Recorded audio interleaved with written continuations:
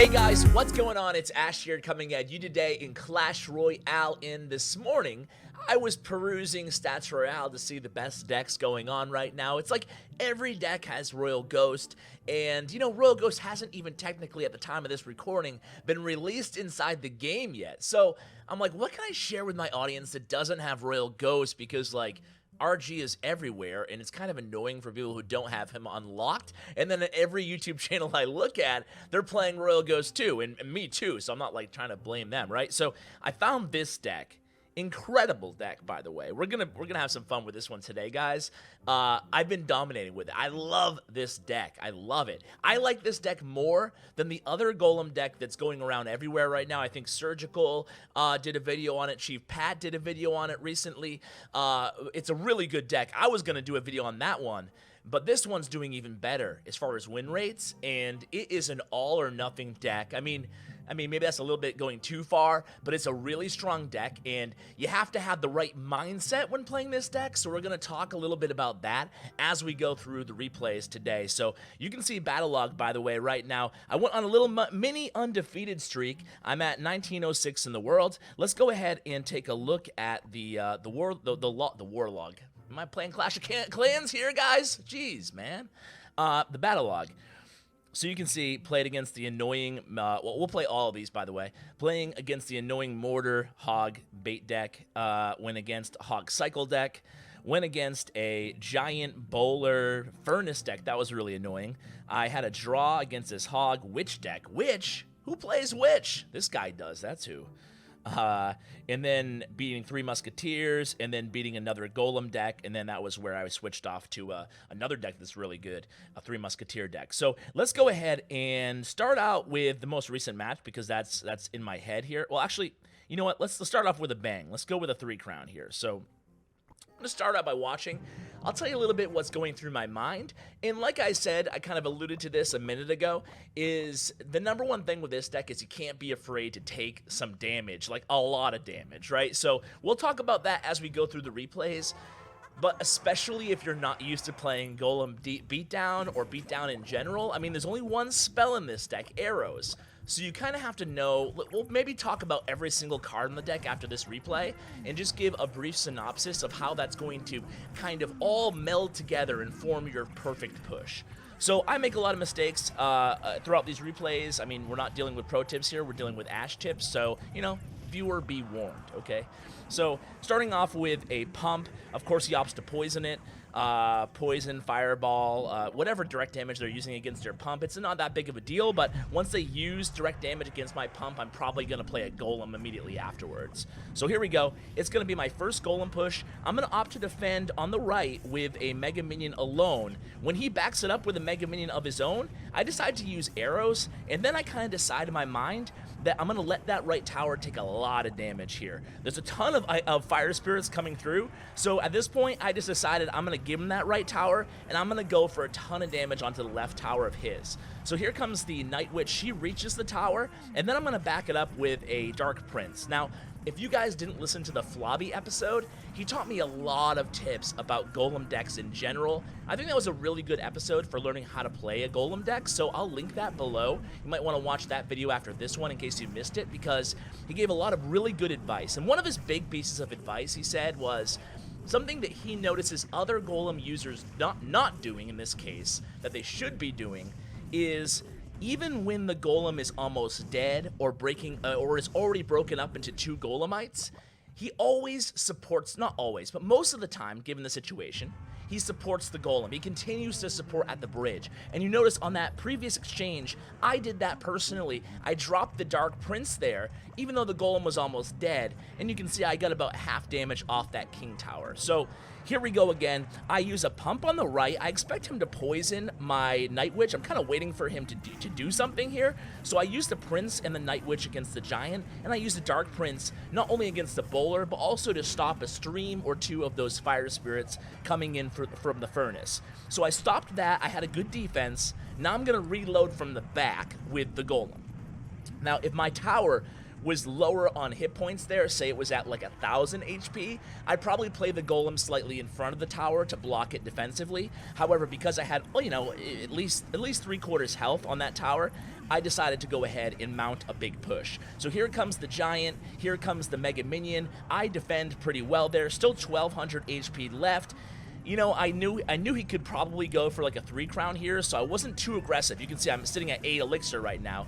I decided to play the Golem in the pocket on him, and now I know I have him dead to rights here. I play oftentimes a Golem, a Night Witch in the pocket, and what that does is he's going to lose the Princess Tower or the King Tower in that situation. Not much he can do, so that's why I really love not always the Golem in the pocket. That's a big move, and it's a risky move, because if they have a punish card, they can play a card on your pocket, on your end, right? So if they didn't have a good punish card, which he didn't, he only had really minor or giant, then I will go all out sometimes. Go for that big 3 crown in a totally overwhelming kind of fashion with the Golem in the pocket there. So that was that deck against that beatdown match. Let's watch it against this Hog deck. So Hog decks, for all intents and purposes, should have an advantage against a Golem deck. Usually, they can get one of your towers down and then just defend in double elixir time. That's what you want to do as a Hog player. However, as a Golem player, using this deck especially, I can still go all out, and oftentimes you'll still get the 3 crown even if you lose a tower. So walking into a Hog matchup, I'm totally cool with losing a tower. Like, I'm not going to sweat losing a tower at all. So I'll play defense. Of course, you can see playing defense right now. And sometimes I'll even play, you know, I'll even do little mini pushes early on to keep him on his toes, keep him guessing, am I playing a Goizen deck? Am I playing a Goizen deck with a Golem instead of a Giant, right? But for the most part, I'm not going to engage in a lot of negative elixir trades on defense. I don't want to do that. I want to keep building up that elixir advantage, and then eventually I want to cash that in, right? So here we go. It's a big Golem push for yours truly. You can see I opted to take about 1,000 HP of damage on my left tower from that Knight. Maybe that was a mistake. By the way, I hate going against this deck that Erwing is playing. Actually, excuse me, I was thinking it was the Mortar deck. This deck isn't so bad. So I play a Prince right on the bridge there. He's sitting at like 7 elixir. He opts to Tornado Fireball, but Tornado Fireball's not going to do much against a Prince. Prince has a lot of HP, and you can see again, I'm supporting my push after the Golem's already almost dead. I played the Prince and I played the Mega Minion there after the fact, after the first Night Witch and the Golem push was kind of dying down, and I'm able to get down that left tower.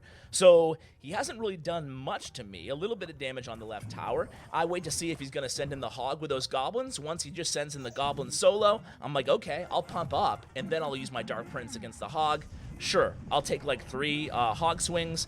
Not the end of the world. He opts to Fireball my pump, but I know I have a really nice elixir advantage here, really setting myself up for a monster final push to hopefully cash in on that 3 crown. So here we go. It's a Golem in the back again. He has a Knight in the right. At this point, I'm kind of waiting to see what he does. I'm sitting at full elixir, so I figure, okay, I'll play the Night Witch in the left. I might have to defend lightly in the right. So he goes kind of all out in the right. I decide to use a Baby Dragon and a Mega Minion in the right, and that will keep that tower alive at least, and then I can focus on the left again. So you can see the Night Witch has already produced 5 bats here. Now I have both of the Princes behind the Night Witch. We are well into double elixir time where this deck really shines. I play a Night Witch anticipating that Musketeer and a Mega Minion right in the center there. So either way, I'm going to take down the King Tower or the Princess Tower. In this case, it was the King Tower first, cashing in for another 3 crown. Let me show you a match that was a bit more difficult, but before we do that, I know I lied to you the first time. Let's go into the deck here and just take a moment to talk about all the cards and their utility. So Golem is obvious. Pump is obvious. You know, just like any beatdown deck, guys, you're going to be relying on the pump, trying to get the pump on the board as much as you can in the first 2 minutes. I'll even pump in a double elixir time with this deck, depending on the situation, right? If my towers, if I have the lead in the match, meaning that I already have one of their towers down, of course I'm going to pump. Sometimes, even if I don't have the lead, like if I'm in a big deficit, I'll still pump kind of at a Hail Mary that I'm going to pull off that monster push and pull off a 3 crown. Now that actually happened in the next match, so that's a couple words about the pump. Now for splash damage, you really have the arrows against like minions and minion horde, and then you have the Baby Dragon. Now, of course, a lot of decks that run minions or bats or minion horde, they're going to try to bait out your arrows, so you always want to be aware of that. And notice this deck doesn't have a zap, so you only have one real shot against those swarmy units, so in the arrows. So you're going to have to rely on your baby dragon as well to take care of the less expensive air units, such as bats and regular minions, and then save your arrows for the minion horde. You have the Dark Prince. He does well, obviously, against ground swarm units, and you can also use him to kind of block the lane on defense. I think you saw that in the first replay there against that giant with the fire spirits and stuff coming down to support the giant. The Mega Minion is going to be key for, just using a 3 elixir Mega Minion is still very valuable. If you want more ground support in this deck, you can sub in a mini P.E.K.K.A. there, making it a little bit more expensive, or even a Royal Ghost if you want to. So I look at the Mega Minion as kind of a flex spot in this deck if you guys aren't a fan of having the Mega Minion. However, personally, I like the Mega Minion. This was the deck with a 76% win rate with the Mega Minion in it. And then, of course, your Prince is your heavy damage dealer. You can use him against tanks and then on the counter push, or you can use him to support your Golem. So the Night Witch, obviously really important in this deck. It's the only legendary card. If you don't have Night Witch, again, it's a pretty tough substitution. However, I would probably go with just regular minions in this spot. It's not going to serve the same utility, but you need something in terms of bats or some sort of a swarm unit in the air, so bats, minions, or minion horde, to kind of circumvent Inferno Towers or Inferno Dragons. That's why a Night Witch behind a Golem is such a lethal combination. So that's the deck review. By the way, guys, do you like that little 2-minute segment where we talk about every card of the deck, or do you think it's kind of dead air and not really entertaining or not informative? So let me know what you think of that, because I never really do that. All right, let's watch this most recent one. This is a good replay to watch, guys, because in this replay, I was pretty much dead to rights, and I shouldn't have been, because, Mortar I should counter really easy, but he had so many swarm units, and he was rather aggressive, so he almost got me, but I came back, and we'll talk about how. So here we go. Starting out here, I just use a Dark Prince, going to take care of those goblins, and of course the Dark Prince Mega Minion is surprisingly annoying to deal with on defense, unless you have the perfect card, which just so happens to be the Knight. So I barely kill this Knight, by the way, or do I kill it? So in this circumstance, I was kind of spamming the pump button like an idiot, and then he basically gets a mortar off on me. I opt to use the arrows there to kill the bats, and just to, even though I didn't really need to, but just kind of chip away a little bit at the mortar. Probably a bad decision. I probably should have just let the mortar go ahead. So at this point, I'm like, okay, I have the pump down. I'm just going to play the Golem. He'll probably attack me with a Hog, and I'm just willing to either give him that tower or take a lot of damage while I support with a Night Witch. And that's exactly what happened here. I actually lose the tower. So again, we talked about this. Look at where I am. Let me pause for a quick second here. Look where I am in the match, guys. I'm down a tower, but I'm up a pump, and he's up on elixir. So at this point, I'm thinking, okay, let me see what I can get out of this next push. And after that, I want to pump again before I go all out and go super, super aggressive. One thing that I will never do with this deck is resort to like bridge spam with a Prince or a Dark Prince. Like, there's never a situation where I'm gonna just without a Golem, where I'm just gonna spam a Dark Prince Mega Minion at the bridge. It's just too easy to stop, as you saw with that Knight there. So here I go. There we go. So here I go. I'm waiting to see what he does. So he drops the... I don't have the arrows because I used the arrows on the mortar. So I basically lose my... my supporting troops there. So now I'm down to just a baby dragon. I use the arrows here against these goblins, able to get like one more hit with the golem before he dies. I get a decent amount of damage on that left tower, but certainly not the push that I was really hoping for. So again, in this situation, like I said, with a minute 22 left, I'm definitely going to go ahead and pump, right? There's no reason not to pump in this situation. It would be way too aggressive for me, in my opinion, to play another golem, because he just would have stopped it again, just like he did the previous time. So at this point, if he sends a hog in the right, I'm totally just going to let it go. So I play the golem, he sends the hog, a solo hog. Now, if what he should have done there is sent in the hog and the Mega Minion, because he knew I used my arrows on the Goblin Gang. But that's pretty tough. I probably wouldn't have had the wherewithal to realize the arrows were one card out or two cards out of my cycle either. But because he just sent in the solo hog, I thought that I might have him there. So now I can actually use arrows again if I want to. However, I opt not to at this point. I still have arrows in my hand. I opt to go right lane. And you guys see that I said there's never a point where I'm going to spam the bridge, but there is a point where I'm going to split push, and that was it. I saw that my opponent really committed a lot of elixir to defending on the left side. And I knew they didn't have Minion Horde in rotation anymore because they used the Minion Horde, remember, against my Night Witch and my Mega Minion, and I'd use my Baby Dragon.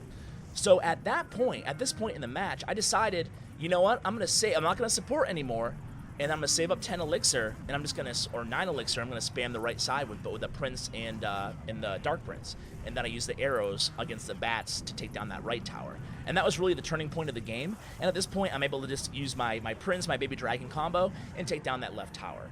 So guys, I mean, that's as easy as it is. This is a really strong deck. Again, I think that it's better than the Poison Flying Machine Golem deck. Either that or it has a lower skill cap, which makes it more attractive and appealing to a player who's not that great like me. So that would be my suggestion for you guys, to use a deck like this if you're interested in a good Golem deck. So guys, that is going to do it for today's episode. I want to give a huge shout out to Bren Chong. He is my YouTube partner. I can't thank you enough for everything you do, Bren. Thank you so much. And of course, give a shout out to my YouTube sponsor of the day. Today it's going to go to Sachin Hedge. Thank you, Sachin. Really appreciate it, guys. Thank you so much for watching. And as always, take care, guys.